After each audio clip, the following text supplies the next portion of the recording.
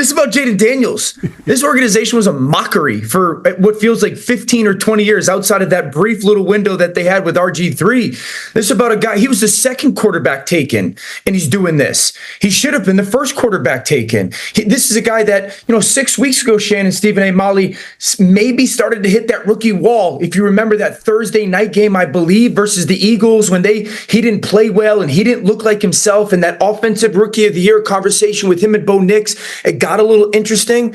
It's about a young man that everyone said, well, is he going to survive? This is a long season in the NFL. Can't go running in the NFL like you did in the SEC. Or you know what? Maybe he was as good as he was in college because he had those two ridiculous receivers. How's that working out, everybody? This is about a young man that has gone to the Commanders and totally changed the next 10 years. Winning. Tell him, Dan Orlovsky, Jayden Daniels is the truth. This is Sports Guy Talking that you guys are watching and listening to.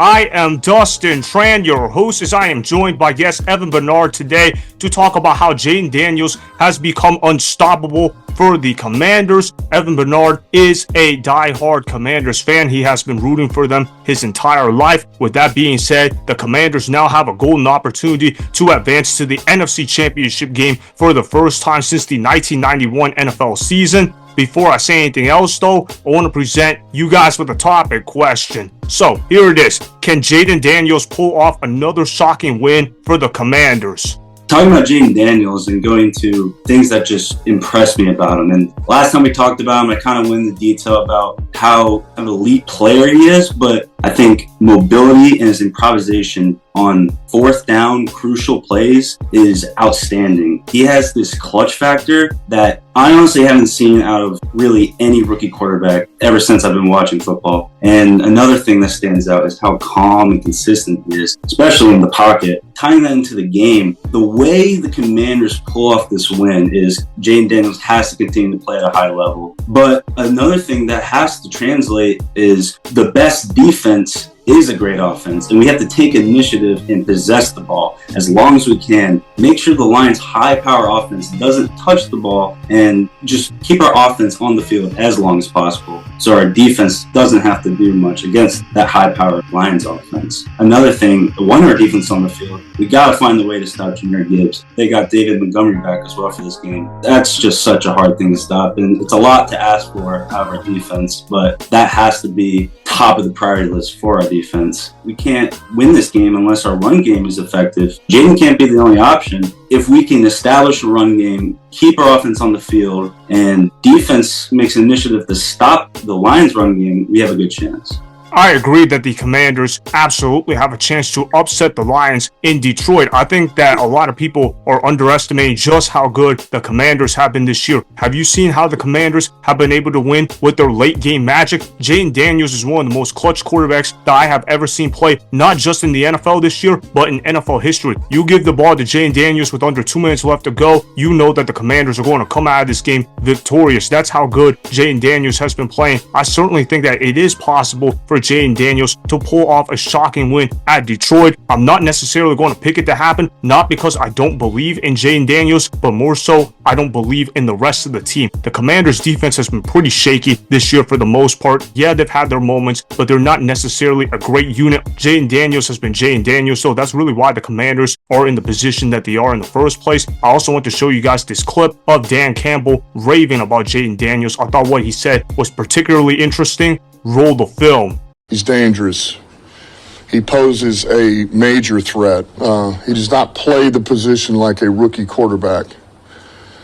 He's composed. He understands how to progress. He sees the field well. He can buy time with his legs. He's a dangerous runner. He's smart. He's smart. You can tell he understands how to run that offense, what they're asking him to do. And then he's got weapons. He's got weapons around him. I mean, this receiver's pretty dang good. 17's a hell of a player, He's got a good back. He's got more than one receiver. Ertz at tight end. I mean, they've got weapons. The whole line plays hard. But he's a difference maker.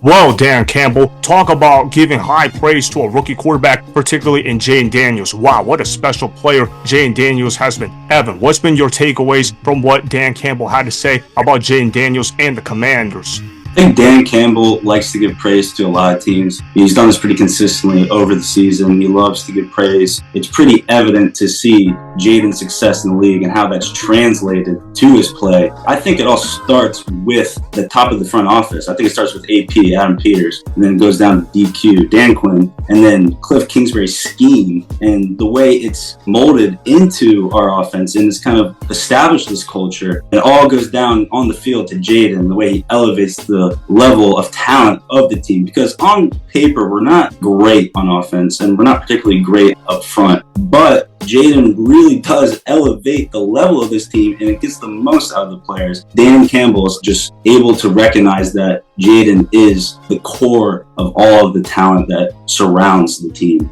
Exactly. Dan Campbell recognizes that Jayden Daniels is a great player. Of course, Dan Campbell used to be a former player himself. So obviously, if a former player is praising you the way that Dan Campbell is praising Jayden Daniels, that is the utmost respect that a head coach has for a player. Obviously, Jayden Daniels has that clutch gene. I've never seen a rookie be so calm under clutch situations, but that is exactly what Jayden Daniels has done. As far as how I think this game is going to play out, I think it's going to come down to fourth down attempts and how many conversions are going to be made. The Commanders and Lions love going for it on fourth down more than any other team in the National Football League. And obviously, if you convert a lot of fourth downs, that's going to help out with your time possession game. If you're the Commanders, you got to be able to play time possession. You got to be able to possess the ball for probably about 40 minutes in this game in order to really even have a chance of slowing down this high-powered Lions offense. I also got to ask you this as well, though. What's your prediction for how the Commanders-Lions game plays out, and what's your score prediction?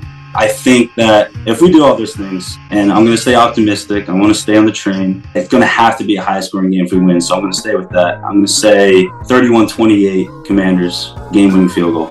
All right, then that would certainly be fitting for how the Commanders season has gone. I really think this is going to be a one-score game as well. There's also going to be a lot of long drives taken. Whoever wins this game is going to go to the Super Bowl in the NFC representative, regardless of whether they're going to end up playing the Rams or Eagles. If the Commanders beat the Lions, they're going to go to the Super Bowl. If the Lions beat the Commanders, they're going to go to the Super Bowl. These two teams are super aggressive on fourth down, and it's all going to come down to who can convert their fourth downs better than the other team. I think the Lions are going to convert their fourth downs a little bit better than the Commanders did. Jayden Daniels is clutch, but if the Lions are going for it on fourth down with under 2 minutes left to go in the fourth quarter and they convert, Jayden Daniels doesn't have a chance to touch the ball in the final 2 minutes. As far as how I think the score will play out, we actually have our scores pretty similar. I think it's going to require a fourth quarter comeback, but I think the Lions are going to get the job done. They're going to win this game 31-27. This is really one of those games where whoever touches the ball last is going to come out of this game victorious. Either way, though, Jayden Daniels is an absolute menace of a quarterback. All right, thanks for being on the show, Evan. Appreciate you coming on here. He also has Instagram and Twitter. Make sure you follow his Instagram at Evan_Bernard12. He also has a Twitter account as well. It's at Evan_Bernard_5. Again, thanks for being on the show.